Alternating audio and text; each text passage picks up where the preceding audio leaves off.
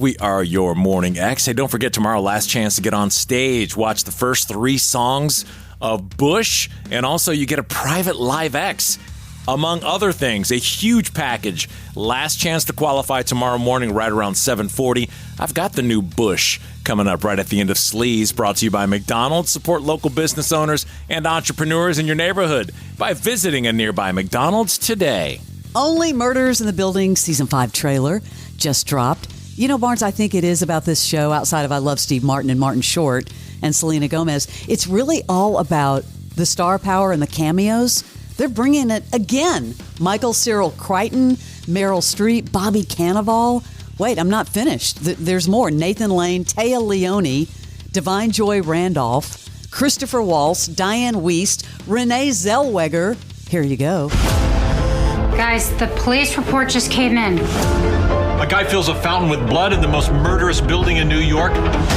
They say it's accidental? So we just assumed murder. Lester had a run-in with the mobster the night he died. I found a finger. Nobody accidentally slices off their finger. This is a message. It's like the horse head in The Godfather. I know that one. They came to you on the night of my wedding. Yeah, I made him an offer he couldn't decline. Okay. We need to go face-to-face with the mob. Gentlemen, we've got company. These here are my brothers, Tony, Mikey, Vinny, and Braden. Braden, right. Suits you. Did anyone check to see if Lester had all his fingers? I'm gonna work my way in there. We're all going to hell. And people love that show. It's unbelievable, all the cameos they get. People want to be on it. I am not people. I cannot understand it. Jason Momoa, of course, starring in Chief of War on Apple TV, recently recounted a near-death surfing experience in Hawaii. He nearly died while surfing the massive waves at Jaws. I guess that's one of Hawaii's most dangerous surf breaks. He didn't go into detail, but, you know, someone as, I guess, experienced as him. That's pretty scary. Aren't surfers pretty small? He's a big dude. He is a really big guy, and everyone's talking about how he has shaved his beard for the first time.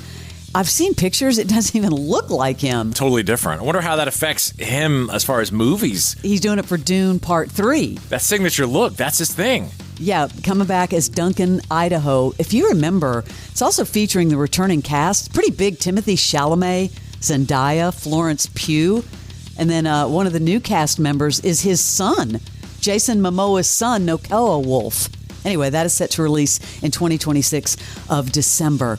Okay, I did not know that Pamela Anderson actually has a side hustle. Did you? Cooking? No. What? She's in the pickle business. Pickle? Well, so kitchen, but not cooking. No, I didn't know that. Artisanal pickles. She has partnered with Flamingo Estates to release a limited edition line of pickles called Pamela's Pickles. I mean, it has a good ring to it, right? Well, it's kind of funny when you think about her sex tape. Priced at $38 per jar.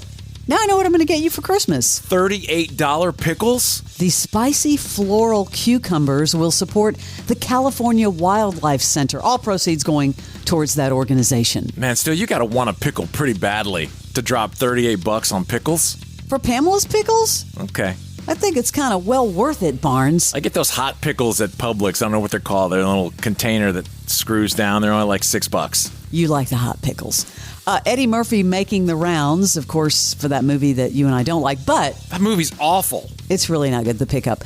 He talked to Al Roker, I love this, about trying to do age-appropriate action movies. I'm trying to do age-appropriate action. I look at my leg and my foot and my ankle, my meniscus. I know I tore my whole back out. When you get our age, you have to pay. If you whip somebody's ass when you our age, you kind of whip your own ass too. Say, take his ass to the hospital and take me to the hospital as well. He was funnier in that clip than he is in that movie. That movie is just, I don't know. It was the Pete Davidson for me. Barnes, some sports talk. I want to get your take. ESPN and Fox launching their live sports streaming service in a few weeks, August 21st, of course, ahead of the NFL 2025 season. Starting October 2nd, you can get this huge bundle, ESPN standalone streaming service with Fox One for $39.99 a month. The bundles are back. So ESPN and Fox are bundling together? Yeah.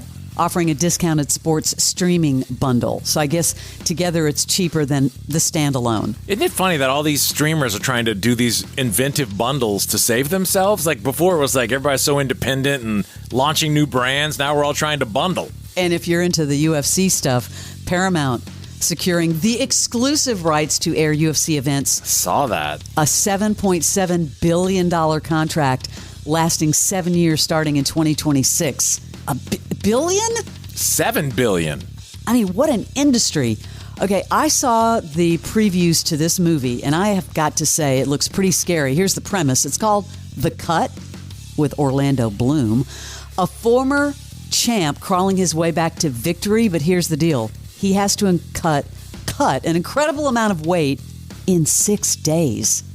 Hitting theaters September 5th. Man, if they can figure that out and bottle it, everybody be doing it. Like it'll be the new rage. I have a title fight set in Vegas for next week. He's not a competitive fighter anymore. Yeah? Then why'd he call me? He won't make the weight check. I'll take care of the checks, so long as he can hit the official weigh-in. That's 26 pounds in 6 days. I know a guy. Gets things done, but I ain't gonna lie. It'll be rough on him. We'll make it. To make it, you gotta take the brakes off. Get him on the scale. You can back out. There's no shame. That's not entirely true. I mean, there would be shame. The problem is, your girl loves you. So she's only gonna hurt you so much. What you need is someone that loves something more than they love you. To me, you're nothing but a poker chip. You can't quit. She never understood that. No ripcord, you say it for me. There is no ripcord. Ready to ride. Interesting premise for a movie. The Cut. 26 pounds. That's a lot. Yeah, I seriously wish someone could figure out that because, man, you'd be rich. I love that part in there where it was like, I know a guy. Yeah, but he ain't going to like it. Yeah, I know a guy. Barnes, I never knew there was a feud between Arnold Schwarzenegger and Sylvester Stallone. Did you? No, over what? Something happened back in the day, I guess. Well, Arnold was on with Andy Cohen to talk about it. We hated each other. I mean, so what made you wind up coming together? Well, it was like Planet Hollywood. So Okay. we were like kind of like attacking each other and doing nasty things and saying nasty things about each other. And then all of a sudden, I started working with Robert Earl and Keith Parrish to create the Planet Hollywood franchise. Yeah. And the next thing I know is I get a phone call from my lawyer who was also Sly's lawyer. Yep. And he said, Arnold, is there any kind of room for Sly also in Planet Hollywood? That's actually a good idea, I said, because they could bring us together. Yeah. And I wanted that, you know. Yes. At that point, I have grown out of my craziness. So sure enough, we made it work.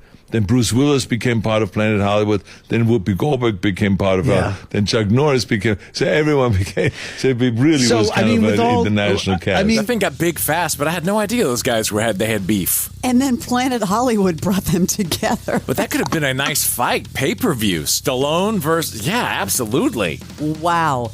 You always talk about auditions and how auditions they're not always easy, right? They're kind of brutal. So hard. Well, on his Apple podcast, Zane Lowe talked to Ben Stiller and Owen Wilson. This is a nutty story. Sometimes an actor can do a really bad audition and still be great for the role. I go to my friend Owen Wilson. Owen came in to audition for the Cable Guy, and I didn't know him. And I didn't think he did a good audition.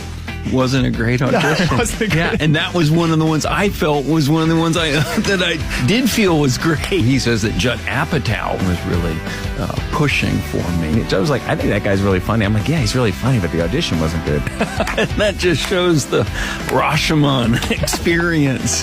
This guy's not ready. This guy's not prepared, which would continue maybe to be a theme in our relationship. Can you imagine Owen Wilson instead of Jim Carrey? The Cable Guy. I know. That would be really weird. That is your Celebrity Sleaze. Jim Rome takes on sports. Why?